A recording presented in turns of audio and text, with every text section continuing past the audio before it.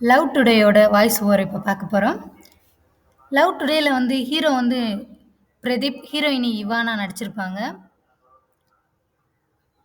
பிரதீப்பும், ஹீரோயினி இவானாவும் 2 பேரும் ஒருத்தருக்கு ஒருத்தர் லவ் பண்ணுவாங்க. அது 2 பேரும் யாரு ஹீரோ வீட்டுக்கு மட்டும் தெரியும். எல்லாருக்கும் சப்போர்ட் ஹீரோ வீட்ல மட்டும். ஆனா ஹீரோவுடைய அம்மா வந்து அடிக்கடி வந்து ஹீரோ என்ன பண்ணாலும், "அவன் தானே நோண்டிக்கிட்டு இருக்கான், நோண்டிக்கிட்டு இருக்கேன்." கேட்டா அவன் ஃபோன் அதிகமா யூஸ் பண்ணுவான். அதனால அப்படியே சொல்லுவாங்களா, அது வந்து காமெடிலாம் அந்த சீன்லாம் அந்த படத்துல ரொம்ப நல்லாருக்கும். ஹீரோயினிக்காக ஹீரோ காது குத்துவான். ஹீரோவுக்காக ஹீரோயினி மூக்குலாம் குத்துவா. அந்த சீன்லாம் ரொம்ப அழகா இருக்கும். அதுக்கப்புறம் வந்து ஹீரோயினி வீட்ல வந்து கேட்பா அவங்க அப்பா அவளுடைய அப்பா வந்து இவள கொஞ்ச நாளா வாட்ச் பண்ண ஆரம்பிப்பான். "என்ன புது ஃபோன்லாம் வச்சிருக்க? என்ன என் ஃப்ரெண்டு வாங்கி குடுத்துச்சுப்பா" அப்படின்னு சொல்லுவா. அப்பதான் அவன் யோசிப்பான். "ஃபோன் வாங்கி குடுக்குற அளவுக்கு அவ்வளோ பெரிய ஃப்ரெண்டா உனக்கு?" அப்படிங்கிற மாரி மைண்ட் செட் இருக்கு. கடைசில அவங்க அப்பாவுக்கு எல்லாம் தெரிஞ்சு போயிரும். அவங்க அப்பா கேட்பாங்க, "யார் அவன்?" அப்படின்னு சொல்லி கேட்கும்போது இவ சொல்லுவா, பிரதீப்" அப்படின்னு சொல்லிட்டு அவனுடைய டீட்டெயில் எல்லாம் சொல்லிருவா. சொல்லி முடிச்சுட்டு வேகமா பிரதீப் கால் பண்ணி என்ன சொல்லுவான்னா, "நான் எங்க அப்பாட்ட எல்லாம் பேசிட்டேன். நீ இந்த மாரி இந்த இடத்துல வேலை பார்க்குற, உனக்கு இவ்வளோ வீடு இருக்கு, சொத்து இருக்கு, எல்லா டீட்டெயிலும் நீ சொல்லி நீ இவ்வளோ சம்பாரிக்கிற" அப்படின்னு சொல்லிட்டு அவ கிளாஸ் மேல கிளாஸ் எடுப்பா. அவனுக்கு என்ன பண்றதுன்னு தெரியாம திணறி போயிருப்பான். காலைல தூங்கிக்கிட்டு இருப்பான். ஃபோன் அடிச்சு இதுதான், இத அப்படியே ஒப்பிக்கணும் எங்க அப்பாட்ட அப்படின்னு சொல்லிட்டு சொல்லிருவான். அதோட அவனும் அன்னைக்கு போய் மீட் பண்றதுக்காக வீட்டுக்கே போவான். டைரக்ட்டா வர சொல்லியிருப்பாங்க.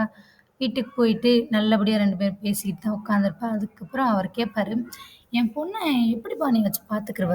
என்ன நம்பிக்கையில பார்த்துக்கிருவ?" அப்படின்னு சொல்லிட்டு கேட்கும்போது, அவன் சொல்லிருவான், "நான் உயிரா பார்த்துக்குருவேன். நான் நல்லா பார்த்துக்குருவேன்." அப்படின்னு சொல்லும்போது, "என் புள்ள என்னை கைவிட மாட்டேன்னு நான் என்னை எப்படி நம்புறது உன்னைய?" அப்படின்னு சொல்லிட்டு சொல்லிக்கிட்டு இருக்கையிலேயே அவர் சொல்லுவாரு, "சத்யராஜ், உங்க 2 பேரு ஃபோனையும் ஒரு நாள் மாத்தி மாத்தி வச்சுக்கோங்க.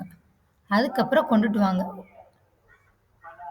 அப்ப உனக்கு என் மக வேணும்னா நான் கல்யாணம் பண்ணி கண்டிப்பா தந்துருவேன்.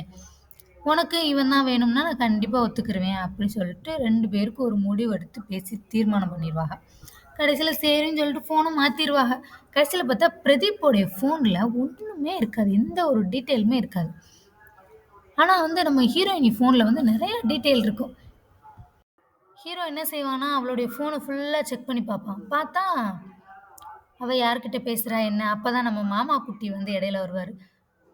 அவன பார்க்கறதுக்கு, அவன மீட் பண்றதுக்கு நெறையா விஷயங்கள வந்து நம்ம ஹீரோட்ட பொய் சொல்லிட்டு போயிருப்பா. அந்த விஷயங்கள்லாம் வாய்ஸ் ரெக்கார்ட்லாம் இருக்கும்போது, அவனுக்கு ரொம்ப மனவேதனையா இருக்கும். அத அவன் படிச்சு பார்த்துட்டு, "இப்படியா? நீ அப்படியான்னு?" சொல்லிட்டு ஃபோன் அடிச்சு திட்டுவான். "உன்னைய மாரி ஒரு புள்ளைய பார்த்ததில்ல. நீ தான் இருக்கிறதுல ரொம்ப மோசம்." அந்த மாரி நெறைய விஷயங்கள் நடக்கும் அடுத்தடுத்து. அவ போடுற மீம்ஸ்லயும் சரி, அவள் வீடியோலாம் ரெக்கார்ட் பண்ணி யூடியூப்ல அப்லோட் பண்றது, அதுக்கு வர்ற மீம்ஸு, அப்புறம் தம்பின்னு சொல்லிட்டு ஒருத்தன் பேசுறது விதம்லாம் எல்லாமே தப்பா இருக்கு. "உனக்கு மட்டும் எப்படி எல்லாமே கரெக்ட்டா இருக்கு?" அப்படின்னு சொல்லிட்டு அவனும் ஃபோன் அடிச்சு இந்த ஹீரோயினைய திட்டிக்கிட்டே இருப்பான் பொழுதன்னைக்கும். 2 நாள் ஆயிருச்சு. அப்ப என்னன்னா, ஃபோன 2 பேரும் மாத்திக்கிற வேண்டிய சூழ்நிலை வரும். நேரா வீட்டுக்கு வருவான். ஹீரோ நேரா வீட்டுக்கு வரான். வீட்டுக்கு வந்துட்டு சத்யராஜ பார்த்து கேட்குறான், "என்ன புள்ள வளர்த்து வச்சிருக்கீங்க?" அப்படின்னு சொல்லிட்டு அவள பத்தி ரொம்ப அசிங்கமா பேசும்போது, அவ கூனி குறுகி அழுதுகிட்டு நிக்கிறா. அப்ப அவங்க அப்பா திரும்பி பார்த்து, "ஏம்மா அவன் ஃபோன்ல உனக்கு ஒரு விஷயம் கூட கிடைக்கலையாம்மா?" அப்படின்னு சொல்லிட்டு கேட்குறான். அதுக்கு அவ சொல்றா, "இல்லப்பா, எதுவுமே இல்லப்பா. அவன் எல்லாத்தையுமே அழிச்சுட்டான்ப்பா" அப்படின்னு சொல்லும்போது, அவர் என்ன யோசிக்கிறாருன்னா, "ஏம்மா வாட்ஸ்அப்ல கூட இல்லப்பா. வாட்ஸ்அப்ப அன்இன்ஸ்டால் பண்ணி இன்ஸ்டால் பண்ணோம்னா, அப்லோட் கேட்குமா? அப்லோட் குடுத்துட்டு பழைய டீட்டெயில்லாம் வந்துரும்." அப்படின்னு சொல்லிட்டு அவன் ஒரு ஐடியா குடுக்குறது கேட்ட உடனே அவ பண்றா. பண்ணி பார்த்தா நெறைய விஷயங்கள் அவன்கிட்டயும் இருக்கு. ஆனா ரொம்ப மோசமாலாம் இல்ல. அ அவனுடைய எக்ஸுடைய எக்ஸ் குடுத்த கிஃப்ட் வந்து ஒரு நாய்க்குட்டி. அத வந்து இவள்கிட்ட கிஃப்ட்டா குடுத்துருப்பான். அப்புறம் பிரதீப்க்கு வந்து பிரேக்கப்லாம் ஆயிருக்கும். அவள்ட்ட மறுபடியும் மெசேஜ் பண்ணி டிஸ்டர்ப் பண்றது. ஆ என்னது ஜிபே பண்ற அந்த மாரி விஷயங்கள்லாம் இருக்கும். அதெல்லாம் அவ திருப்பி கேட்பா.